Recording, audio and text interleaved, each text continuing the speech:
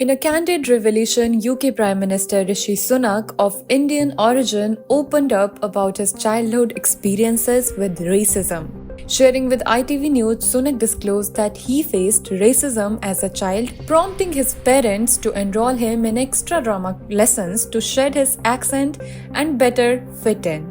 Fast forward to 2022, Sunak made history as Britain's first Indian origin Prime Minister after being elected unopposed as the leader of the Conservative Party on Diwali. At 43, he became the youngest British Prime Minister in over 2 centuries and the first of Indian heritage, adding another layer to his remarkable journey.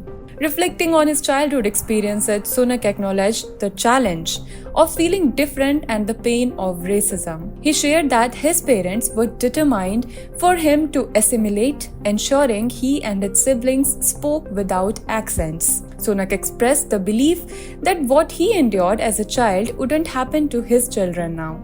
Addressing the broader issue of racism, Sunak emphasized its sting and the lasting hurt it inflicts. He recalled instances where slurs were directed at his younger siblings, adding that such experiences fueled his commitment to combating racism. Sunak's upbringing, deeply rooted in his Indian heritage, involved his parents' efforts to integrate their children seamlessly into society. His mother, particularly conscious of their speech, encouraged extra drama lessons to ensure they spoke properly.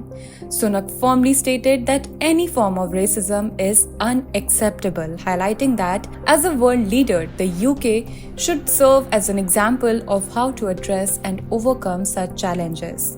He acknowledged the absence of role models like himself during his childhood, underscoring the significance of his journey to the prime ministership.